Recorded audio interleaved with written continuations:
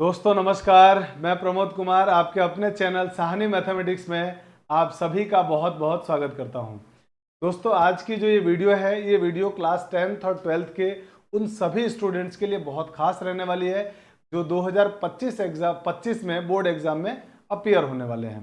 क्योंकि अभी सभी स्कूलों में समर वेकेशन हो चुका है, तो मैं आप सभी से समर वेकेशन का सही उपयोग क्या है, कैसे हम लोग कर सकते हैं उस टाइम में स्टडी जब स्कूल की छुट्टियां पड़ चुकी है, उसके बारे में डिस्कस करेंगे। साथ ही आप कैसे इस बेहतर प्लानिंग के साथ में बोर्ड एग्जाम्स के अंदर 2025 में बहुत अच्छे परसेंटेज ला सकते हैं। यानी कि अगर आपका लगभग टारगेट है कि सर हम भी बोर्ड एग्जाम 2025 में 95% से ज़्यादा नंबर लाना चाहते हैं, तो क्या हमारे लिए बेहतर प्लानिंग है, वो सारी बातें हम लोग इस वीडियो में डिस्कस करेंगे। तो ये वीडियो आप सभी के लिए बहुत खास रहने वाली है।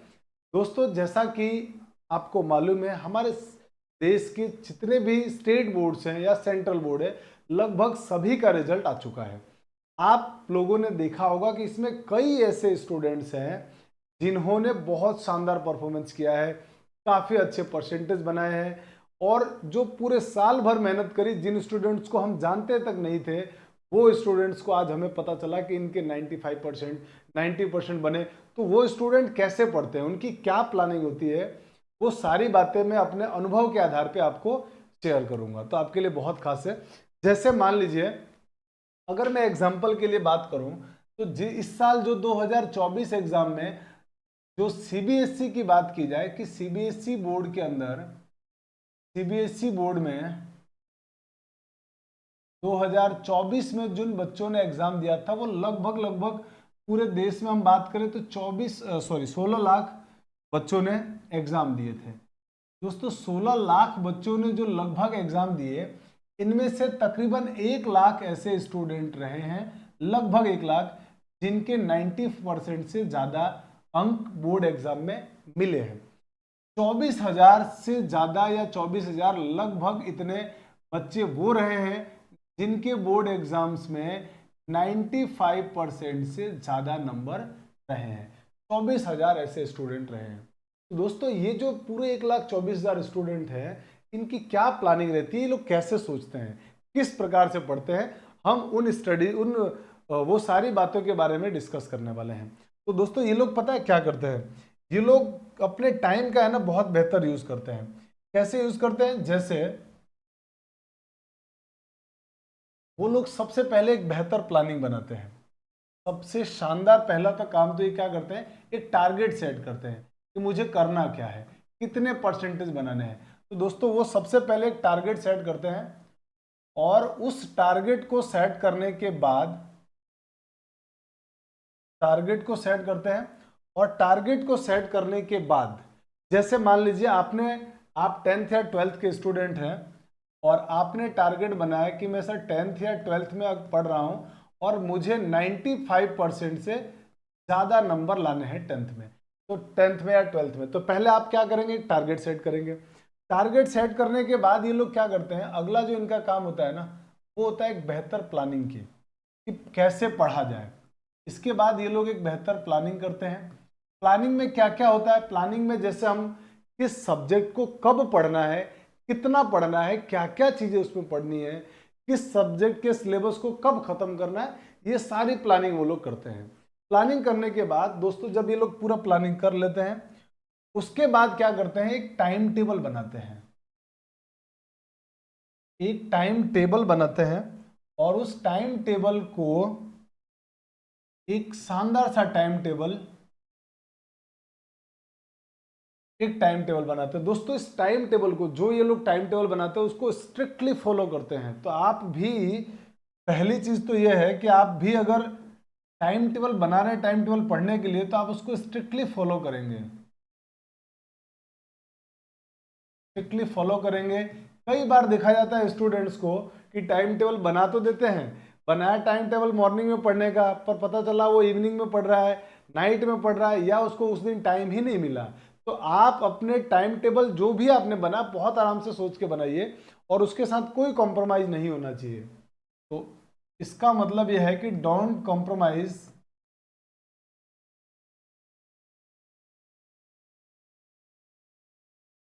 With your time table. आप अपने टाइम टेबल के साथ कोई कॉम्प्रोमाइज मत करिए। आपका पहला काम है, स्टूडेंट होने के नाते पहला धर्म है पढ़ाई। तो आपने जो टाइम टेबल बनाया है वो किसी भी कीमत पे उससे अलग नहीं होना, आपको उसको फॉलो करना है, उस पर टिके रहना, लगातार उस टाइम पे पढ़ते रहना है। इसके साथ में आप क्या कर सकते हैं, इसके बाद जब आप ये सारी चीजें पूरे साल भर फॉलो करते हैं दोस्तों, तब आपको जाके एग्जाम में एक बहुत ही शानदार सक्सेस प्राप्त होती है।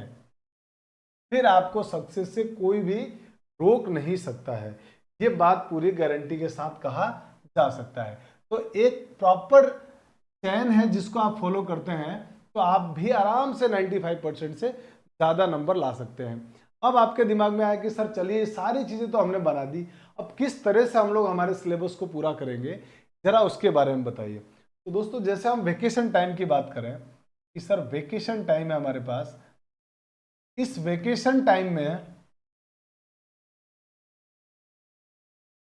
इस वेकेशन टाइम को मैं दो हिस्सों में डिवाइड करता हूं।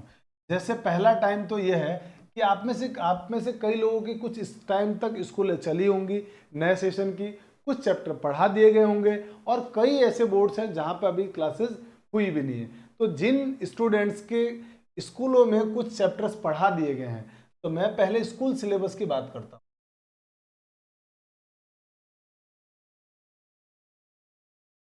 स्कूल सिलेबस की बात करते हैं। अगर मान लीजिए आपके सब्जेक्ट में, मान लीजिए आप पीसीबी पीसीएम के स्टूडेंट हैं, तो आपके पास लगभग 5 सब्जेक्ट होते हैं। 5 सब्जेक्ट में से अगर मान लेते हैं कि आपके स्कूल वालों ने 2-2 चैप्टर पढ़ा है, तो आपको टोटल 10 चैप्टर यहां पर हो चुके हैं। 10 चैप्टर्स आपके कंप्लीट हो चुके हैं। वेकेशन टाइम जब जो लगभग है, वो लगभग मैं मान सकता हूं कि 45 डेज का आपका वेकेशन होता है। अगर 45 डेज में से भी आपने अगर 4-5 दिन रेस्ट कर दिया है, तो हम मान के चलते हैं कि लगभग आपके पास 40 दिन है। अगर आपके पास 40 डेज है, तो आप पर डे अगर आप 2.5 घंटा पढ़ते हैं ना, 2.5 घंटा भी पढ़ते हैं, तो मेरे दोस्त पर डे 2.5 घंटा पढ़ने के बाद से आपको टोटल जो 40 दिन है ना, उसमें 100 आवर्स मिलते हैं। ये 100 आवर्स में आप 40 डेज, आप जो ये स्कूल के जो 10 चैप्टर है ना, अगर पर डे 1 घंटा भी आप इसके स्कूल के चैप्टर को देते हैं, और कि सर हम ये पूरा जो 1 घंटा है ना वो स्कूल के सिलेबस को कंप्लीट करेंगे, तो आप दोस्तों 40 घंटे में 10 चैप्टर आराम से पूरा कर सकते हैं। तो आपका पहला टारगेट होना चाहिए कि आपके स्कूल्स में जो भी चैप्टर्स, जो सिलेबस में जो भी जितने भी चैप्टर्स पढ़ा दिए गए हैं, सबसे पहले आप छुट्टियों में ये काम को पूरा कर लीजिए कि सर ये तो हो चुका है सिलेबस, इसको हम लोग पूरा करेंगे। इसके बाद कि सर न्यू सिलेबस के बारे में बताइए कि हम लोग न्यू सिलेबस में क्या पढ़ें। तो दोस्तों ऐसा देखा गया है कि जो न्यू सिलेबस है, अगर मैं 12th के स्टूडेंट की बात करूं, 10th के स्टूडेंट भी इसमें इंक्लूडेड है, तो अगर हम न्यू सिलेबस की बात करें तो उसमें हमने देखा है कि जो 12th का स्टूडेंट है, स्पेशली जो पीसीएम या पीसीबी का है, पीसीएम या पीसीबी का स्टूडेंट है, उसमें देखा गया है कि स्टूडेंट्स के पास जब वो रनिंग क्लासेस जून जुलाई में, जून के एंड वीक में या जुलाई में आपके आई थिंक स्कूल चालू होंगी, तो जुलाई के अंदर जब स्कूल रनिंग स्टार्ट हो जाती है ना, तो उसका पूरा फोकस, दो तरह के उसके पास सब्जेक्ट होते हैं। एक तो होता है उसका कंपल्सरी सब्जेक्ट,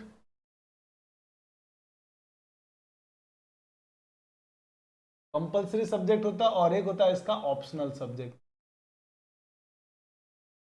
तो कंपलसरी सब्जेक्ट में वो बहुत कम ध्यान देता है, जब स्कूल स्टार्ट होती है वो उसको ऑप्शनल सब्जेक्ट से ही फुर्सत नहीं मिलती है, और वो पूरे साल भर ऑप्शनल में लगा रहता है, और वो कंपलसरी सब्जेक्ट को ध्यान नहीं दे पाता है। तो मेरा ये कहना है कि अगर आप अभी जो वेकेशन का टाइम है ना, इस वेकेशन के टाइम में आपके 2 सब्जेक्ट लगभग कंपलसरी सब्जेक्ट होते हैं। जैसे 2 सब्जेक्ट, या तो आपका 2 सब्जेक्ट में बात करें तो इंग्लिश हो सकता है, हिंदी हो सकता है, या आईपी हो सकता है, फिजिकल हो सकता है, कोई भी जो 2 सब्जेक्ट इस तरह के। और भी आप कोशिश ये करिए कि 2 सब्जेक्ट वैसे भी लास्ट में आप खुद ही पूरा करते हैं, तो आपका टारगेट, पहला जो टारगेट है वो तो स्कूल वाला, और दूसरा टारगेट ये होना चाहिए कि सर हम ये जो कंपलसरी सब्जेक्ट है ना, इसको पर डे 1.5 घंटा, अगर 1.5 आवर्स हम पर डे पढ़ते हैं, 1.5 घंटा पढ़ते हैं ना, तो 1.5 घंटा पढ़ के मेरे दोस्त आराम से, जब आप 1.5 घंटा पढ़ेंगे तो आपको पता है टोटल टाइम कितना मिलने वाला है 40 डेज के अकॉर्डिंग, 60 डेज 60 आवर्स मिलने वाले हैं टोटल। 60 घंटे में आराम से जो 2 सब्जेक्ट के कंपलसरी जो 2 सब्जेक्ट है इसको पूरा किया जा सकता है। तो इस प्रकार से जब आप इस 2 सब्जेक्ट को पूरा कर लेंगे तो उसके बाद जब आप छुट्टियों के बाद आएंगे, जब आपकी स्कूल रनिंग होगी, आपको सिर्फ ऑप्शनल सब्जेक्ट पढ़ना रहेगा। बीच बीच में आप इन कंपलसरी सब्जेक्ट को रिवाइज करते रहिए, इनका टेस्ट देते रहिए और आप इस सब्जेक्ट में अपना बहुत अच्छा ध्यान दीजिए ताकि आपका पीसीबी और पीसीएम में अच्छे परसेंटेज बने।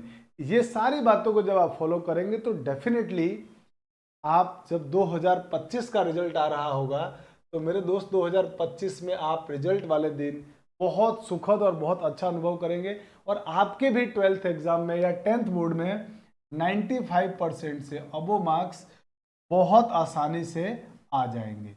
तो बिल्कुल भी इस टाइम टेबल को मिस मत करिए, इस बात को फॉलो करिए और इंजॉय करना है। मैं बिल्कुल भी ये नहीं कहूँगा कि आप सिर्फ पढ़िए, आपको 2.5 घंटा सिर्फ आपको निकालना है, 2 घंटे 30 मिनट आपको डेली निकालना है पढ़ाई के लिए, क्योंकि मेरे दोस्त पढ़ाई जो है ना वो आपके लिए सबसे पहली और फर्स्ट जॉब है आपकी। आप अभी स्टूडेंट लाइफ में और ये सबसे इंपॉर्टेंट काम है, इस काम को नहीं मिस कर सकते। अगर आप 1.5 महीना लगभग 45 डेज अगर आप पढ़ाई से दूर हो जाते हैं ना, तो ये मेरा एक्सपीरियंस रहा है कि स्टूडेंट्स वो सारी चीज़ों को एक्टिविटी से भूल चुका होता है और उस दौर से निकलने में उसको 45 डेज के बाद लगभग 8-10 दिन और लग जाते हैं। तो मतलब आपके लगभग 2 महीने खराब हो जाते हैं। जो 95% वाले स्टूडेंट है ना, उनमें और आप में यही डिफरेंस होता है। तो आप वो डिफरेंस बनने ही मत दो। आपको तो 2.5 घंटा रोज पढ़ना है और उसके बाद जो टाइम मिलता है आप समर ब्रेक का खूब यूज कीजिए, खूब एंजॉय कीजिए, जहां भी घूमना आप घूमिए, जो भी काम करना है वो करिए, लेकिन आपको ये बात फॉलो करनी है। अब आप 2.5 घंटा, आपकी मर्जी है कि आप 2.5 घंटा कब पढ़ना चाहते हैं। आप 2.5 घंटा मॉर्निंग में पढ़ना चाहते हैं तो मॉर्निंग में पढ़िए। आपको लगता है कि मुझे सर इवनिंग में पढ़ना कंफर्टेबल है, आप इवनिंग में पढ़िए, जो टाइम आपको सूटेबल है। आपको लगता है कि सर मैं 1 घंटा तो मॉर्निंग में पढ़ूंगा, 1 घंटा इवनिंग में पढ़ूंगा, आप ऐसा भी कर सकते हैं। जो आपके लिए कन्वीनियंट है वो काम आप करिए, कोई परेशान होने की जरूरत नहीं। लेकिन 2.5 घंटा स्पेशली आपको रोज निकालना ही है, इसमें कोई भी कॉम्प्रोमाइज नहीं होना चाहिए, ठीक है। तो उम्मीद है कि आपको ये सारी बातें आराम से समझ में आई होगी। दोस्तों, हमारा चैनल है साहनी मैथमेटिक्स यूट्यूब पर।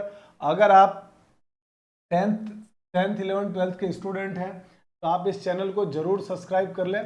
यहाँ पर हम लोग 10th 11th और 12th के स्टूडेंट्स के मैथ्स की क्लासेस प्रोवाइड कराते हैं और अभी बहुत जल्दी ही मैं आपको जून में कौन कौन सी क्लासेस कब कब आएंगी ये सारी इन्फॉर्मेशन मैं आपको इस चैनल पर दूंगा।